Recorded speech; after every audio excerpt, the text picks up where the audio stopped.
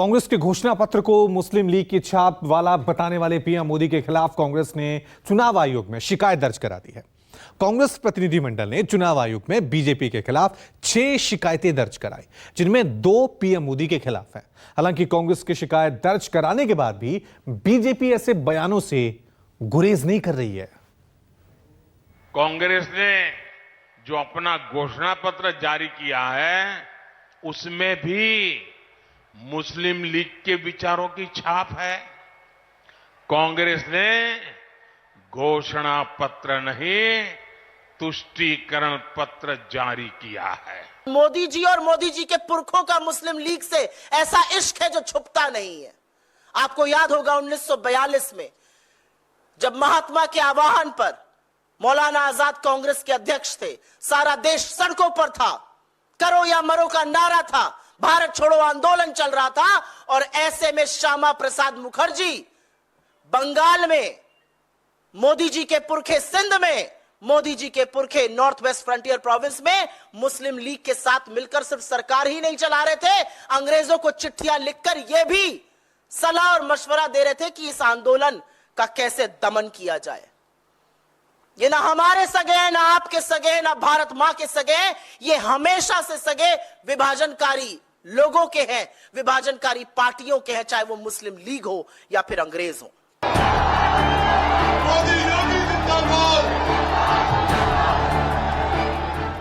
जिस दिन से कांग्रेस का घोषणा पत्र जारी हुआ, उसी दिन से पीएम मोदी लगातार अपने भाषणों में उसकी तुलना मुस्लिम लीग से करने लगे। कांग्रेस के न्याय पत्र को तुष्टीकरण पत्र बताने लगे। सर्वोच्च नेता की तरह बीजेपी के दूसरे नेता भी यही राग गाने लगे। हालांकि कांग्रेस प्रवक्ताओं के पलटन ने पीएम मोदी को इतिहास का आईना दिखा दिया, लेकिन जब बात इससे भी नहीं बनी तो पार्टी का प्रतिनिधिमंडल चुनाव आयोग की चौखट पर हाजिर हो गया। पीएम के बयानों के पिछले पन्ने भी खोल दिए, लेकिन बीजेपी रुकी नहीं। पार्टी अध्यक्ष वही सब दोहराते रहे जिसके खिलाफ कांग्रेस ने चुनाव आयोग का दरवाजा खटखटाया था। भ्रष्टाचारियों पे उन्होंने रोक लगाई है, वो ये कह रहे हैं। तो भ्रष्टाचारियों पे जो रोक लगा रहे हैं, उन लोगों को जो भी राहत कोर्ट से मिल रही है, उसका जवाब वो क्यों नहीं देते हैं? अगर कोर्ट से एक व्यक्ति को राहत नहीं मिलती तो उसका बखान करते हैं, लेकिन 4 को अगर राहत मिल जाती है ये कहकर कि आप पर ये जो आरोप हैं ये सिद्ध नहीं हो पाए हैं, ये झूठे आरोप हैं, तब उसका वो जवाब नहीं देते। प्रधानमंत्री को इन बातों में नहीं हस्तक्षेप करना चाहिए। प्रधानमंत्री इन सब चीजों से ऊपर होते हैं, लेकिन ये प्रधानमंत्री को समझ नहीं है, बड़ा दुख का विषय है। हमने चुनाव आयोग के समक्ष एक ऐसी बात भी रखी जो बार बार हम पहले भी उठाते आए हैं कि प्रधानमंत्री के जो सैन्य बलों के साथ कार्यक्रम किए जाते हैं, उनकी चित्रों का, उनकी फिल्म्स का दुरुपयोग करना चुनाव के दौरान, जहां प्रधानमंत्री सेना की यूनिफॉर्म में होते हैं या एयरफोर्स की कैप लगाकर प्रचार कर रहे हैं एक तरह से, वो उस पर हमने अपनी बहुत घोर आपत्ति दर्ज कराई, क्योंकि पहले भी हम वो आपत्ति दर्ज करा चुके हैं और पहले चुनाव आयोग की एडवाइजरीज हैं कि यह नहीं किया जा सकता चुनाव के दौरान। तो आज हमने चुनाव आयोग को उनकी अपनी एडवाइजरीज भी स्मरण कराई।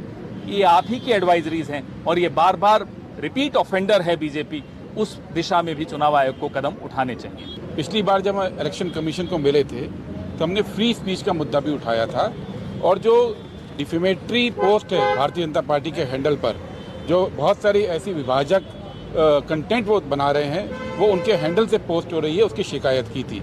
इलेक्शन कमीशन ने आज हमको ये बताया कि उन्होंने फैसला लिया है कि चुनाव के दौरान जो सेक्शन 69 और 79 है आईटी एक्ट का, जिसके 69 और 79 आईटी एक्ट का जो है, जिसके तहत अलग अलग यूट्यूब चैनल को, अलग अलग फ्री स्पीच के प्लेटफॉर्म को बंद किया जा सकता है, उसका पालन नहीं करने का फैसला किया है। उन्होंने कहा है कि इलेक्शन के दौरान फ्री स्पीच को बिल्कुल बरकरार रखने के लिए इलेक्शन कमीशन इस पक्ष में नहीं है कि कोई भी यूट्यूब चैनल, कोई भी मीडिया का प्लेटफॉर्म उस पर बैन ना किया जाए। कांग्रेस पार्टी को जनता ने बार बार नकारा है, लेकिन इसके बावजूद भी कांग्रेस पार्टी तुष्टीकरण की राजनीति से बरआमदा है और तुष्टीकरण की राजनीति से बाज नहीं आ रही है।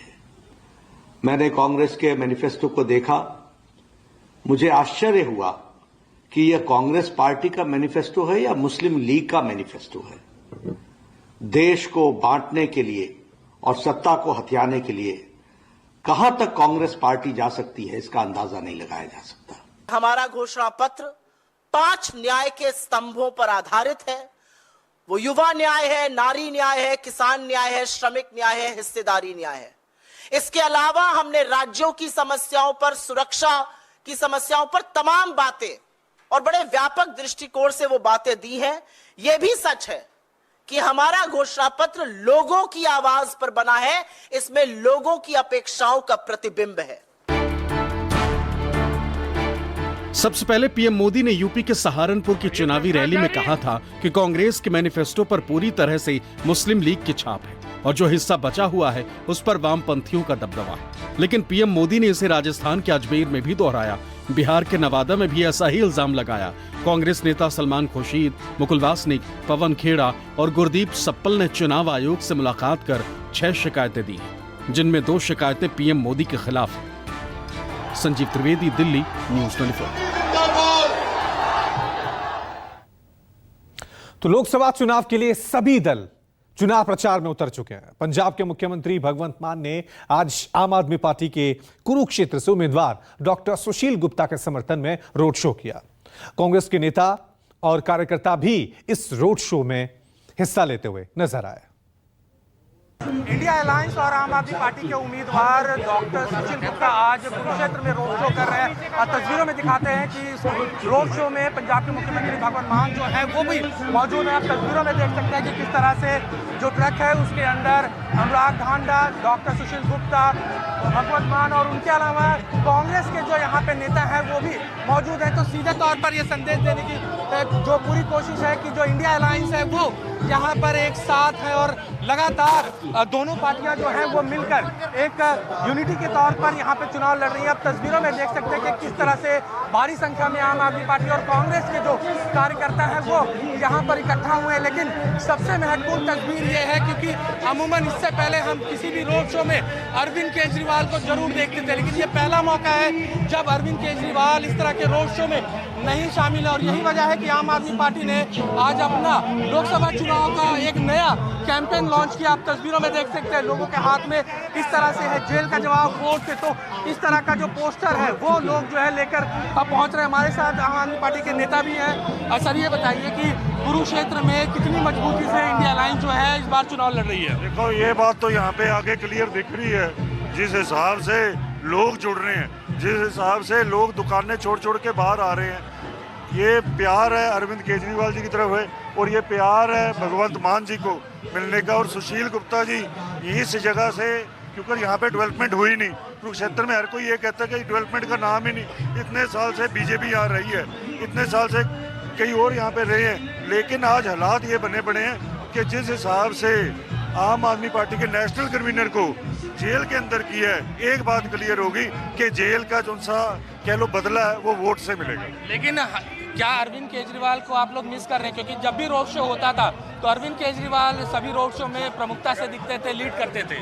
पहले तो एक अरविंद केजरीवाल जी होते थे, आज इतने सारे लोग ये सब अरविंद केजरीवाल, क्योंकि उनकी सोच को नहीं कोई कैद कर सकता। उनको तो कैद कर लिया इन्होंने पखंडियों ने, लेकिन उनकी सोच को कोई नहीं कैद कर सकता। और इसी सोच के नतीजे ये सारे लोग आम आदमी पार्टी के साथ जुड़ चुके हैं। जो लोग हैं, जो कार्यकर्ता हैं, नेता हैं, वो इस बात को कह रहे हैं कि जिस तरह से पिछले 10 सालों में यहाँ पर बीजेपी का राज रहा लेकिन विकास नहीं हुआ, और उस विकास को पूरा करने के लिए आम आदमी पार्टी इंडिया अलायंस जो है वो साथ आई है। और सीधे तौर पर आप देख सकते हैं कि न सिर्फ आम आदमी पार्टी के कार्यकर्ता बल्कि कांग्रेस का लीडरशिप और कार्यकर्ता जो है इस रोड शो में शामिल है।